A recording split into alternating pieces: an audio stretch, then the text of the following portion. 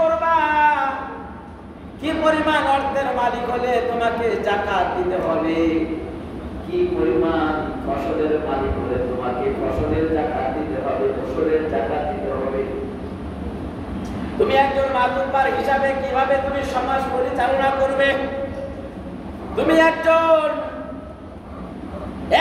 মাতুব্বার হিসাবে তুমি তোমার ক্ষমতা কিভাবে পরিচালনা করবে, কিভাবে ব্যবহার করবে, তুমি যতটুকু দায়িত্বশীল তোমার দায়িত্বটা তুমি কিভাবে পরিচালনা করবে।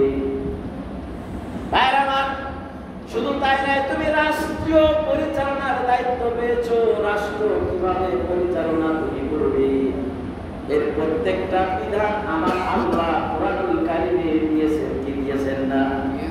কি দিয়েছেন না? সব কথা বলেন না কেন, দিয়েছেন না কি দিয়েছেন? দিয়েছেন।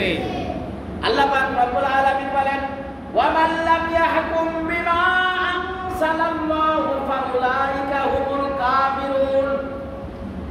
আল্লাহ পাক রব্বুল আলামিন বলেন, যারা ক্ষমতা পাওয়ার পর আমার বিধান অনুযায়ী রাষ্ট্র পরিচালনা করে না, তারা আর মুসলমান থাকে না, তারা হলো কাফিরের অন্তর্ভুক্ত। কিসের অন্তর্ভুক্ত? কাফির। সবাই বলেন কিসের অন্তর্ভুক্ত? কাফির। এটা কি কোনো মানুষের কথা? না। এটা কোনো মানুষের কথা? না। এটা কার কথা? আল্লাহ। জোরে বলেন, এটা কার কথা? আল্লাহ। এটা আল্লাহর কথা। ওয়া মান লাম ইয়াহকুম বিমা আনজালাল্লাহু ফাউলাইকা হুমুল কাফিরুন ফাউলাইকা হুমুল ফাসিকুন ফাউলাইকা হুমুল যালিমুন। আল্লাহ কোনটাই বাদ দিলেন না, ফাসিক বললেন, জালেম বললেন, কাফের বললেন। শুধু তাই নয়, যারা সীমা লঙ্ঘন করে আল্লাহ তাদেরকে জাহান্নামী বললেন। ঠিক।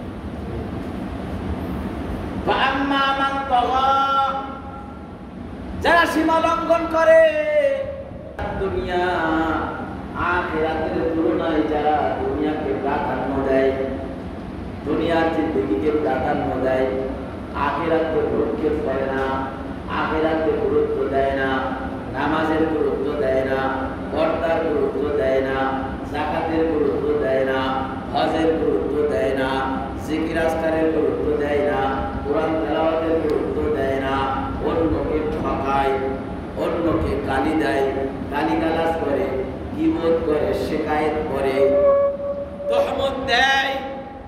এক কথায় যারা আল্লাহর হুকুমকে অমান্য করে, আল্লাহর দেওয়া কায়দা অনুযায়ী চলে না, এরা হলো সীমালঙ্ঘী, এরা হলো আখিরাতের চাইতে দুনিয়াকে প্রাধান্য দেয়। দুনিয়াকে কি করে? প্রাধান্য দেয়। যদি তাই না করতো কোন মুসলমান আযান হওয়ার পর দোকানে বসে থাকতে পারতো না।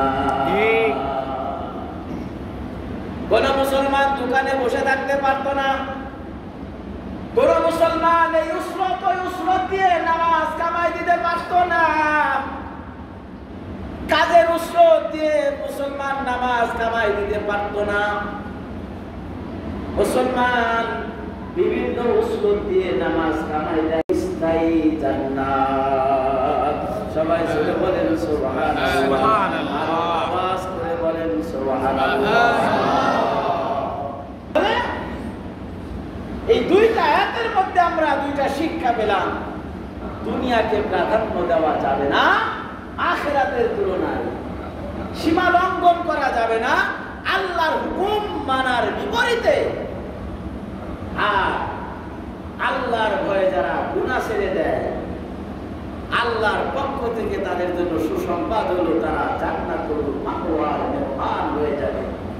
আমরা ইনশাআল্লাহ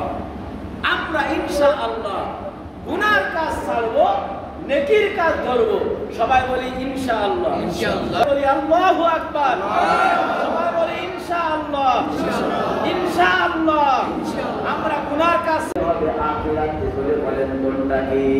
আখিরাত। সবাই বলেন আখিরাতে, আখিরাতে, আখিরাতে। কারণ দুনিয়ার জিন্দেগির শেষ আছে, আখিরাতের শেষ নাই। যার শেষ নাই সেটাকে যারা প্রাধান্য দেয় তারা জ্ঞানী, তারা বুদ্ধিমান। যার শেষ আছে সেটাকে যারা প্রাধান্য দেয় এরা বোকা, এরা বোকা, এরা বোকা, এরা বোকা। কোনো সন্দেহ নেই। পক্ষান্তরে আল্লাহ পাক রব্বুল আলামিন বলেন, ওয়া আম্মা মান খাফা মাকামা রাব্বিহি ওয়া নাহান নাফসা আনিল হাওয়া ফাইন্নাল জান্নাতা হিয়াল মাওয়া। সবাই চিৎকার দিয়ে বলুন সুবহানাল্লাহ। সুবহানাল্লাহ। ওয়া আম্মা মান খাফা মাকামা রাব্বিহি, এই আয়াতের পরের আয়াত হলো এইটা, এই আয়াতের সাথে সংযুক্ত। এই আয়াতে আল্লাহ পাক প্রথম বললেন যারা সীমা লঙ্ঘন করে, আখিরাতের চাইতে দুনিয়াকে প্রাধান্য দেয়, তারা জাহান্নামী। আর এই আয়াতে আল্লাহ সুসংবাদ দিলেন ওয়া আম্মা মান খাফা মাকামা রাব্বিহি ওয়া নাহান নাফসা আনিল হাওয়া ফাইন্নাল জান্নাতা হিয়াল মাওয়া। যারা আখিরাতে, যারা আল্লাহর সামনে দণ্ডায়মান হওয়ার ভয়ে, যারা আল্লাহর সামনে দণ্ডায়মান হওয়ার ভয়ে, অর্থাৎ হিসাব দেওয়ার ভয়ে, আমার কি আমল আছে, কি হিসাব মাওলার কাছে দিব, এই ভয়, এই চিন্তা যার অন্তরে আছে, এই ভয় করে আর গুনার কাজ ছেড়ে দেয়। গুনাহ করলে করতে পারত, আল্লাহর ভয়ে গুনাহ করে নাই, গুনাহ ছেড়ে দিয়েছে, এই ব্যক্তির জন্য আল্লাহ পাক কাজ ধরবো ইনশাআল্লাহ। দুনিয়ার কোনো ওসিলায় আমরা নামাজ ছাড়বো না। আল্লাহ পাক তৌফিক দান করেন। সকলে বলে আমিন, আরো জোরে বলে আমিন। আসসালামু আলাইকুম ওয়া রাহমাতুল্লাহি ওয়া বারাকাতুহু। যারা সুন্দর করে